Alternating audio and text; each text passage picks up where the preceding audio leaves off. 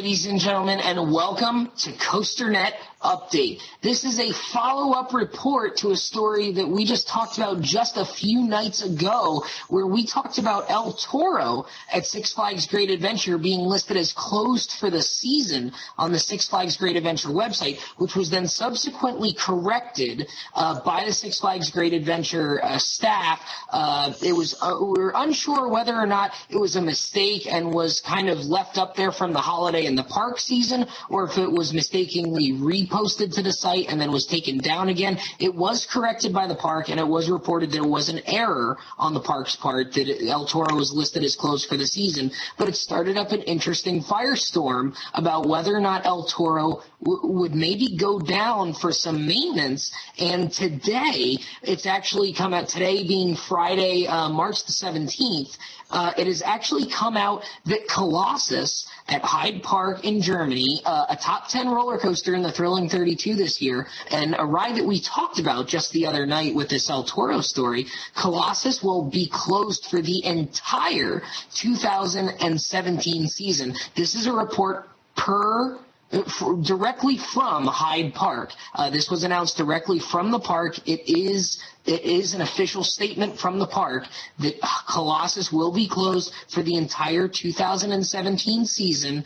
And several different reports are coming in that this is for a retracking job. And the reports are now saying that this was initially supposed to be a 2017 project and that the ride would reopen sometime later in 2017. And we are now hearing that the retracking job to be done to Colossos, which opened in 2001, is actually going to be far more expensive than originally planned, and that it is actually going to take a full year's worth of attraction budget to put into it. To give you a little bit of background, Colossus is actually was the first of these plug-and-play Woodies. Then we had Balder at Leisberg in Sweden, and El Toro at Six Flags Great Adventure, and then T-Express in Korea, which opened in 2008. And these are they're designed and built like steel coasters.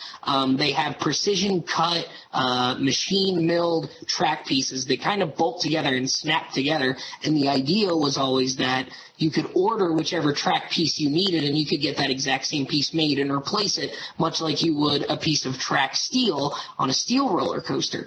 That supposedly, according to these reports, is very, very expensive and is actually going to have to be a 2018 project and is going to take away budget plans for the 2018 Hyde Park project, and Colossus will be their main focus for 2018. Now, Andy, the reason we talk about this is because just the other night we talked about the possibility of El Toro needing to be retracked because there's some, reports, myself included, that the ride has gotten rougher over the years. Colossus was actually shut down by a German agency because the ride was so unbearably rough and that they needed to do something to it. I believe it was actually it might have been part of the safety group at Hyde Park, or someone who manages their safety and liability actually said that the ride needed to be shut down. So what is your reaction to all this, that knowing that El Toro is only a few years behind Colossus, and we're starting to hear rumblings that El Toro isn't as smooth as it once was?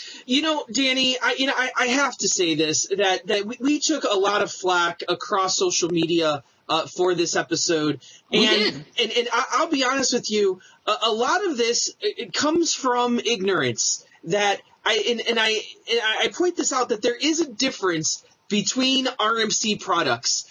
We said RMC should come in and retrack El Toro because it might be the cost-effective measure to fix problems that could arise in the future. Problems that we now see rides like Colossus obviously have. And also, mind you, the youngest of these four coasters, T-Express, also down for maintenance, for an extended maintenance as well. We're not quite sure about how extensive that is, but we do know it's down. So obviously there's an issue, that there's a cost here, that it needs to be retracked. And we suggested that maybe RMC should come in and try and retract this. Now, never once in the 6 minutes that we were on the air for, did we ever say RMC should come in and Iron Horse El Toro? And if you think that's what we said, I challenge you to go find that in the video and send it to me personally, and I will send you a video apology for it. The fact of the matter is you will not find anywhere in the video that we said that they should Iron Horse this ride. Now, RMC has a number of different products. Iron Horse is one of them. They also have a beautiful thing called Topper Track, of which they make many wood coasters out of. They have also gone and they've done retracking projects for not an entire track, but pieces of track. And yes, I know Fred Grubb in the past has said that they're no longer doing that. But Danny Miller, let me let you in on a little business secret. When somebody comes and puts a load of money in front of you to do a project that is going to cost a lot of money anyway and may not guarantee absolute success, because how long has Colossus been open for? You're telling me that you're going to spend all this money, years? That you're going to spend all this money to get another 15 years out of it? To me, I want a more permanent solution in my business model, maybe so I don't have to completely build the ride again every 15 years. Kind of doesn't make sense to me. So maybe I would go to RMC and say, hey, here's a bunch of money, retract the whole thing for us, solve this problem for us, and be done with it for the rest of time. Now, Danny, and the other thing is, can you remind me of what company out there has done the most work with RMC in RMC's history? I can't put my finger on it. I keep wanting to go back to the Six Flags company that some people may not know about, because they have seemed to do quite a bit of work with them.